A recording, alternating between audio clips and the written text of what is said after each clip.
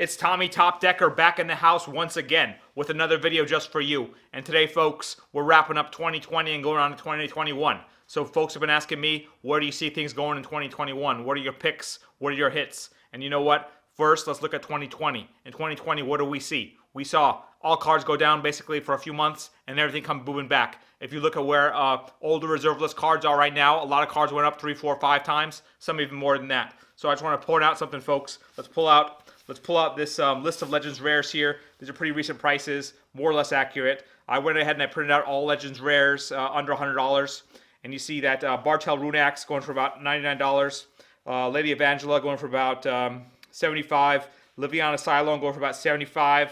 We got Ragnar going for about $65. And all of these went up, 3, 4, 5 times. You could get these cards for maybe $20 or less.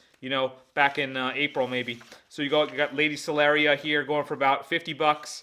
You got Ghosted Dirk going for about $43, and you got Boris Devil Boon going for about $38. Now, folks, all these cards I just listed off, I circled are reserve list cards, and like I said, they all went up big time. But at the other end of the list, at the bottom of the list, what do we see here? I went out and pointed out a few other cards. Stang going for about $10. Kei Takahashi going for about $10. Aisha Tanaka $10. Axelrod Gunnarsson $10. So while the reserve list legends, garbage legends you might call them, went up several times, the non-reserve list ones didn't. All right, so let's go take a look at these cards. Maybe you don't know what they do. I forgive you if you don't know what these cards do, because to be honest, they're all none of them are really notable. They're not the super iconic cards, in history of Magic the Gathering. So let's just go ahead and let's take a look. Let's take a look and see if we can find a reason for this price disparity here. All right, which ones did I circle before? I think I circled Ghosted Dirk reserve list. What else did I point out here? I pointed out the Lady Evangela, Lady Celeria, Kei Takahashi. That's one of the ones in the bottom. We got the old Ragnar reserve list. We got the Stang here. Okay, and yeah, that's pretty much what I'm pointing out. All right, so like I said, folks, let's take a look here. Now, you may not be familiar with these cards, but I am super familiar with them, being a true Magic the Gathering hustler. So looking at these, this is the reserve list stack. Let's take a look at these cards, all right? Ragnar, 3 colors, 2/2, taps to regenerate target creature, all right? You know what? This card's never going to see play ever, all right? It's reserve list, but it's never, ever going to see play, all right? Lady Celeria, let's see, 7 casting cost, 3/6, tap to deal 3 damage to attacking or blocking creature. The art is kind of weird. Yeah, it's, all right. It's never going to see tournament play. Lady Evangela, I guess it does something kind of useful. I mean, target creature deals no damage to combat this turn. It's just so slow. You might see someone try and play it. It's not a card that's ever going to see play. Ghosted Dirk, yeah, it's a first striker, 7 cost first striker, 4/4. Creature with Island Walk can be blocked. This will never see play. Yeah, Island Walk is not a thing. No one's playing the War Barge decks these days. This card is never going to see play.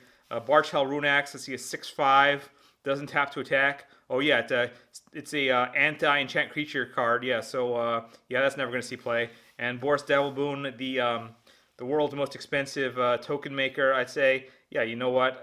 This card is not very good, and it's never going to see play either. All right, so all the reserve list cards, they range from like $40 to $100 or so, as we saw before. And you know what? They're never going to see play ever. So why are they worth so much?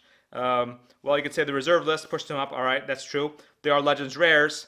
Legends Rares are limited to about 19,000 each. If you build a set of Legends, you got to buy these. They kind of have built-in demand because they're Legends Rares. You got to buy them if you want to complete your set. All right. Now let's look at the bottom. So on the bottom side, what do we saw? We saw a bunch of non-reserve list cards.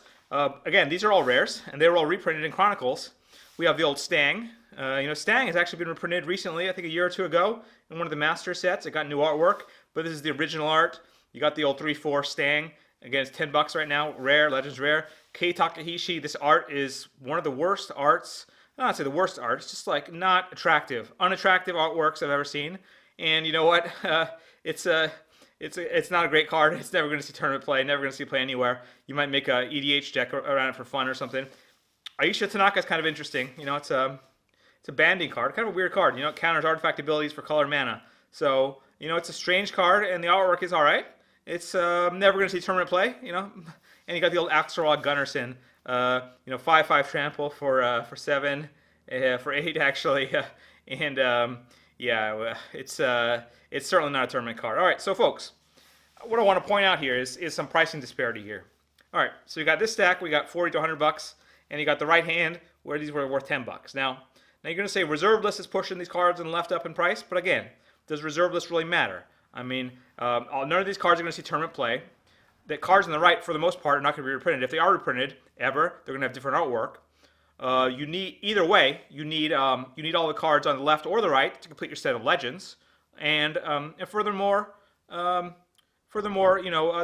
all legends rares. They're all about 19,000 of these in the world, or they used to be, maybe a few thousand less at this point.